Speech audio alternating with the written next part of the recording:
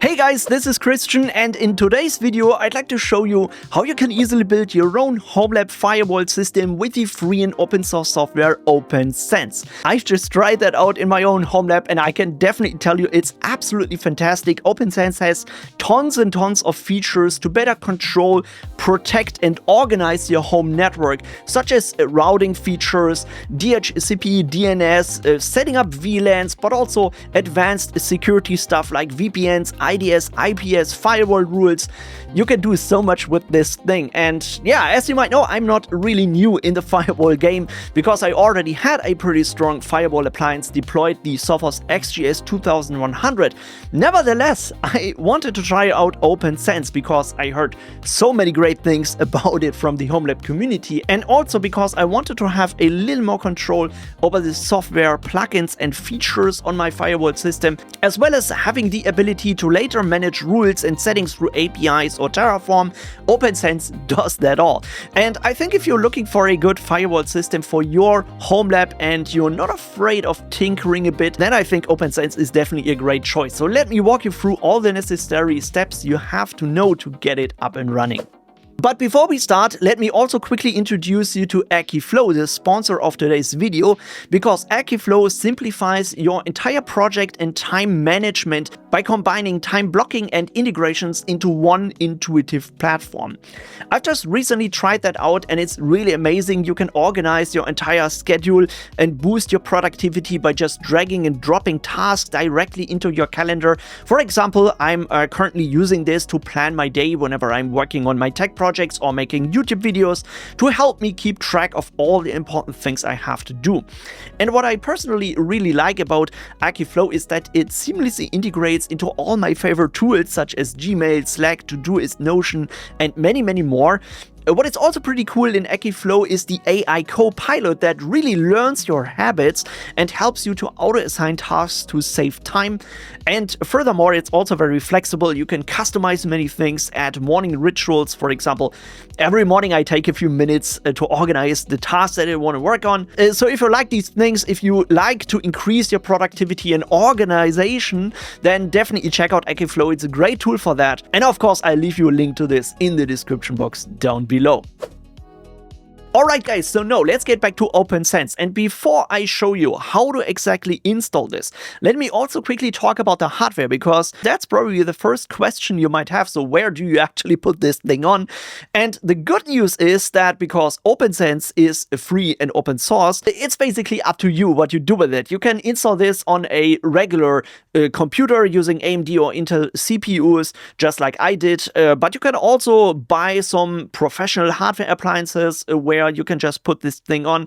You can also install it in a virtual machine, so it's really a flexible system that you can set up basically the way you like it. One thing you probably should only take care of is that the device you are installing OPNSense on has more than one network interface. Because firewalls and routers all work the same way, you have one interface, that's the LAN, the local area network, where you can simply connect your HomeLab switch to and all the other devices in your network, and the WAN interface, the wide area network, that you can, as you might already guess it, connect to the public internet, to your home router or modem, whatever your ISP has given you.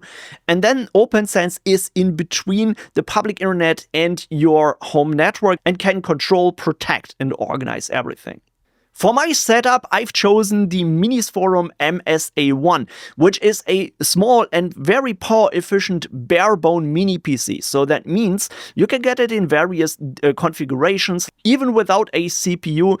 Note this has to be an AMD one, but you have much more control and can better decide how you want to size this system.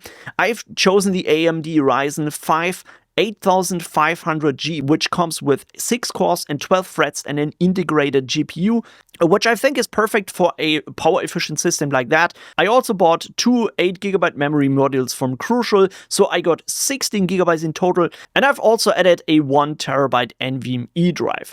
But the main reason why I've chosen this system was that it has two 2.5 gigabit Ethernet network interfaces. So I think I don't need to tell anything else about this small mini PC. I probably could make a separate review video, so yeah, let me know if you're interested in that, but I thought it might be a bit too much for this video. We mainly want to focus on the OPNSense firewall system and not on the hardware, because like I said, you can put this thing onto every device that you like. So just search for something that fits your personal requirements, like Minis Forum.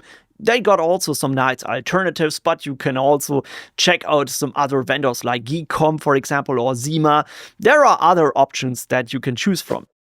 Alright guys, so now next step is to download and install the OPNSense software. Go to the official website OPNSense.org, so there you can find everything that you need. Just click on download OPNSense and then you can select your image type. So if you're not sure what these image type mean, we can check that out in the documentation when you go to install. And here under the initial installation and configuration documentation, there is a small table under the embedded versus full settings. So here you can get some details about this type: DVD, VGA, serial, nano, and if the image type is full or embedded. So embedded is what you typically would use in environments where you need to pre-install the storage media or where you lack resources like a console access or a screen. On a regular computer, just like my Minis Forum PC, I would always recommend using the full image type and use VGA, because then you can easily create a simple USB stick with the OPNSense system, boot from that, and just do the installation just like on any other regular computer. I'm pretty sure you all know how to do that. By the way, don't let yourself be confused when it directly boots an operating system, because it always runs a live environment where it allows you to test and explore all the OPNSense functionality without changing anything on the disk. And if you're happy with everything, then you just need to log in with the installer user and the default password OPNSense, and then it starts a guided installation wizard. So that's what I've also done. Here you can see I've also chosen to install the OPNSense system using ZFS. Alternatively, you could also use UFS, but according to the OPNSense documentation, you should in most cases choose ZFS because it's the more reliable option and it provides redundancy options. So if you got multiple hard drives on your system, in my case, I just had one NVMe drive, so I've chosen the Stripe with no redundancy option. Then it just installed this on one single drive. But of course, this is now a permanent option, so which destroys everything on the disk, so you need to confirm it, and then you just need to wait until the installation process is finished and then the system reboots. Now, once the system is rebooted, it will take you to the main menu on the OPNSense console, which is a very simple administrative menu where you can do some general settings like setting up interfaces, assign interfaces. The main configuration later is done on a web interface on OPNSense, but of course that requires you to set up the network interfaces first. So if that hasn't automatically be detected, you can do it through this small administrative menu. Here I ran into a small problem that I need to talk about because the Minis Forum MSA1 has two Realtek 2.5 network interfaces, and unfortunately OPNSense does not automatically load the Realtek network drivers that are needed to detect these interfaces, and therefore I couldn't assign them, and I also couldn't open any network connection to this OPNSense system, open the web interface and so on, so I had to fix this problem first. After researching online forums, the OPNSense documentation, I found out how to do that, because as expected, I wasn't the only guy having problems with that. So OPNSense, why don't you just enable the Realtek drivers? It shouldn't be a big deal to do that, so that would help many people with these type of network interfaces. But anyway, I don't want to blame these guys. You can easily do it through the OPNSense shell, which basically is a FreeBSD operating system, and then you can use the shell commands to do that. Now, I'm not really an expert in FreeBSD. I've never worked with this system before, so I needed to use AI to help me doing this. But it actually worked pretty well. So first of all, I needed to download these two packages from the pkg.opensense.org website, where you need to navigate to the FreeBSD version, then the latest version of OPNSense, go to latest, and you will see all the packages that you can download and install on OPNSense, which might add some additional hardware support that you need or other features. For the Realtek network drivers, you just need to download the OS Realtek RE package and the dependency package, the Realtek RE KMod PKG. Put them on a small USB drive and then go back to the console. Usually it also shows you some log lines if your USB stick has connected. If you don't know what specific address the stick has, you can use the camcontrol devlist command.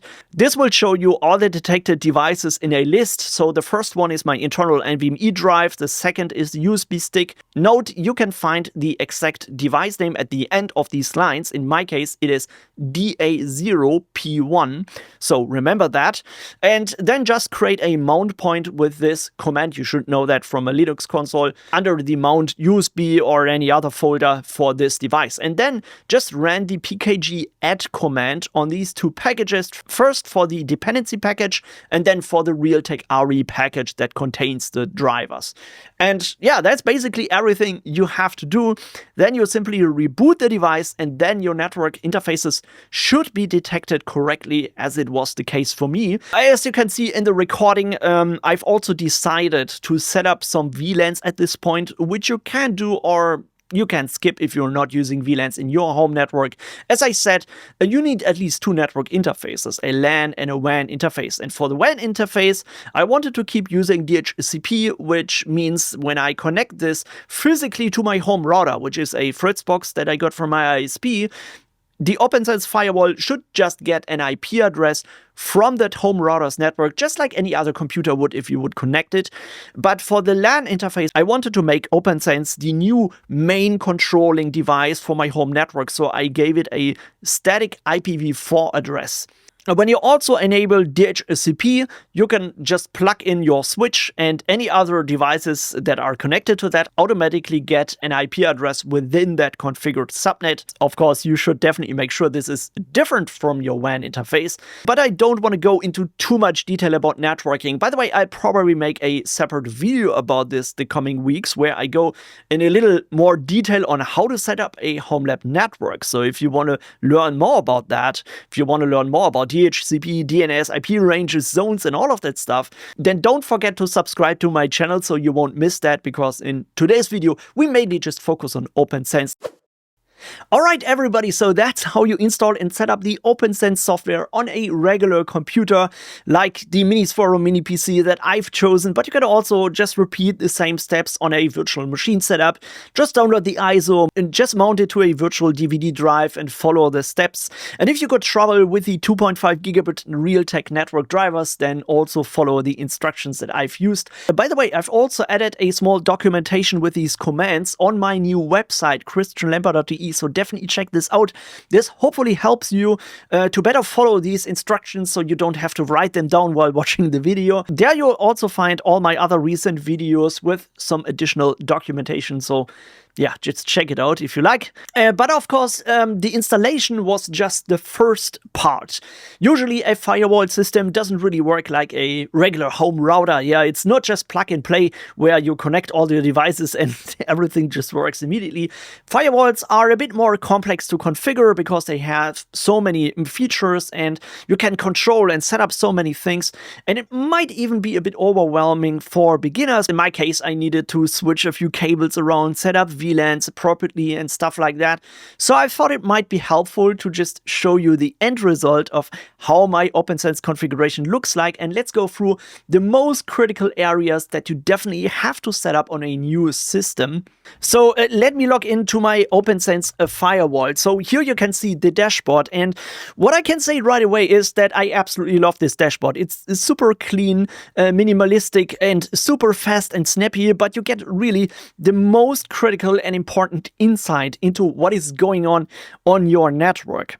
Here you can also see the interface statistics, and as you can see, I have added a few more interfaces. Not just LAN and WAN, I've also added a few others like a trunk port, a prod interface, which is for my production HomeLab network where all my servers are connected to. And in the firewall insights, you can also see what firewall rules currently process how much traffic and generally how much traffic is going in and out of your network. I really love these graphs. They give you the most important insights, and you can even customize this. You can also add other widgets in here if you like. So I definitely play around with this. But for now, I think let's focus on the most critical parts that you should definitely set up. So first of all, I want you to go to the system settings and check the general configuration. So when you go to settings, general, here you can set up the host name of your system, the domain, so that usually is your local DNS zone that you're using for your HomeLab. You can also set up the theme that you should definitely switch to dark mode. That will make the web interface look much better. And yeah, you can also do some other general settings if you like, but these are really the most critical settings that you should take care of. Also, the system configuration, here you can take backups. If you want to save and restore your configuration, that's pretty important. And of course, other settings like firmware settings, updates, plugins, and stuff like that. You should take a look at these things here. Just explore some of these areas. You can also take snapshots if you're experimenting with some configurations and stuff like that and roll back to others. That's pretty cool. But one area where I needed to configure a few more things is the interface area, because just like I shown you in the dashboard, I have multiple interfaces assigned. And you might have seen in the recording of the setup that I added some VLANs. And if you're not familiar with VLANs, you probably shouldn't care about this. But if you do, you can set them up here in this menu when you go to Devices, VLANs. And here you can configure the VLAN tag and also assign these VLANs to network interfaces when you go to assignments. Or the VLAN devices that you created usually show up here in this drop-down menu, where you first of all need to assign the virtual devices to a real interface. So once you've done that, the interfaces will show up here in this drop-down menu, and then you can configure them. For example, when we go to the WAN interface, I've already configured this on the administrative console of OPNSense during the installation process. But you can adjust a few things here. For example, if you want to prevent the interface removal, I think that's kind of important. You can enable this. You can also give it a description, something like public internet gateway or something like this. Yeah, you can also configure if it should be DHCP or if it should use a static IP address. So what I really absolutely love about this system is that it has these small icons here with an information. So when you click on this, it will give you a description what this setting is about. And this is super, super helpful because otherwise, if you would look into the documentation, you first of all have to search this setting and then find out what that means and so on. I really like this. This still makes it flexible enough for pros and advanced users, but also for beginners. You have at least some description what these settings are about, and if you don't know what this setting is, you usually can ignore it. All right, but yeah, here you do your general network interface setup. Always don't forget to click on save once you changed a configuration, and then you have to apply this first. Because we changed the description here, public internet gateway, and we click this lock button to prevent the removal, we need to apply these changes so they become live or active. All right, so let's go to the LAN interface as well. So here you can see I already enabled the prevent removal. I gave it a static IPv4 address in the zone 10.10.0.1, 16. I kind of have my own way of assigning IP addresses and creating subnets. Usually it's also okay to just use 192.168.0 whatever for your local networks. You unlikely will have more than 254 devices. But hey, anybody else might have their own preference how to configure IP addresses and ranges. Here, for example, my production HomeLab network, so I probably should also click this box here. This has 10.20, so I know anything that has 20 here is in my HomeLab infrastructure and not my regular private network.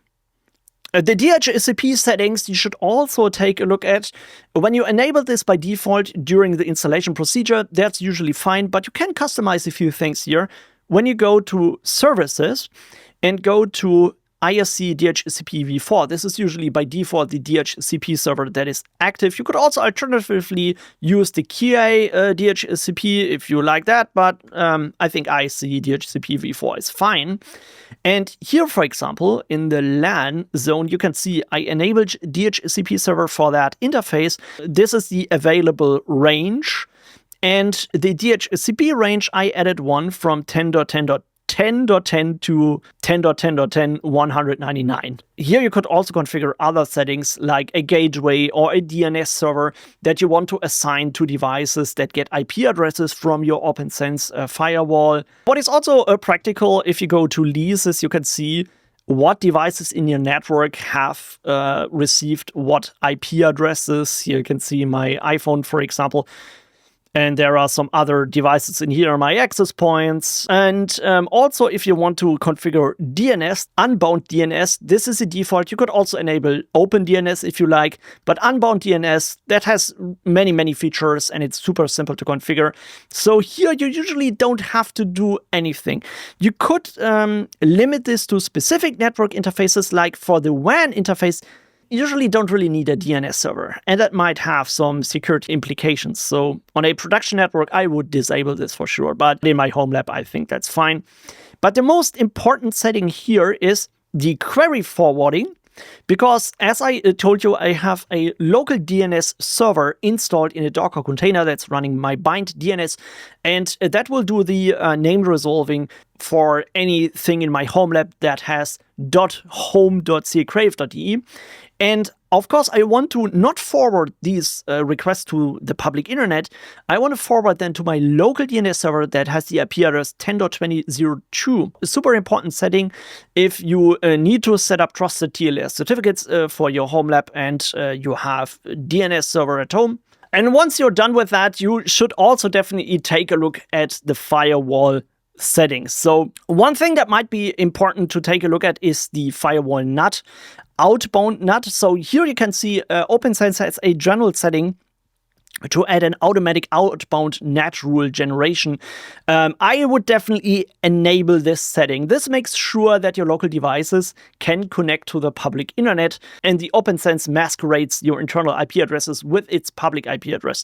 This is super important. By default, it is enabled, so you usually shouldn't play around with this. If you want to make any customizations because you know what you're doing, you can do this. If you need port forwarding, so incoming connections forwarded from outside to your local network, you can add something in here. So I also haven't played around with this because I don't need it. But these are the areas where you should take a look at. And of course, also the rules.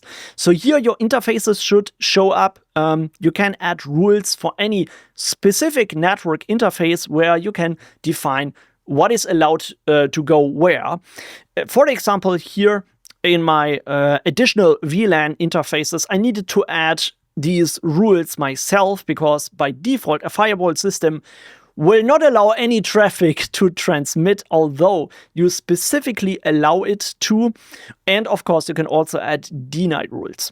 So here, for example, when we go to LAN back, you can see I've created a default allow LAN to any rule. If we edit this, you can see it has the action pass. Depending on what you want to allow, you can just set this to any to allow any network traffic from all applications, all protocols, whatever. Or you can very specifically say, hey, I just want to allow TCP or UDP traffic or ICMP for ping requests. And then you can define a source, which usually means a network or an IP address range. For example, anything that is coming from this specific IP address range using a TCP connection in the LAN interface is only allowed to go to my production home lab network, but only using HTTPS or SSH. Then you can also give this rule a description. You can add a schedule, set a gateway, traffic shaping. We're not messing around with these settings, but here you can very specifically define what is allowed to go where and where it's coming from, what protocol. This is really, really flexible. But as you might have seen, you have to think it through. You have to get used to it. But to summarize, these are the most important settings that you should do. First of all, set up some general settings about the firewall, then configure your interfaces, assign the interfaces, set up DHCP, set up DNS, and then start creating or playing around with your firewall rules to better protect and secure your home network. Of course, there are many other things that we could talk about, like we didn't talk about VPNs, we didn't talk about IDS, IPS, but I think with a system like this, with OPNsense, you have a base foundation to do all these things later. And yeah, you of course can expect future videos from me about this topic. So be a little patient with me. I need to research many other areas in the system, but so far I absolutely love this. So don't forget to give this one a like and subscribe to the channel. That would be really amazing. And thanks everybody for watching. I hope I catch you in the next one. And as always, a big thanks goes out to all of my supporters and the YouTube members. You guys are amazing. So take care. I see you next time. Bye bye.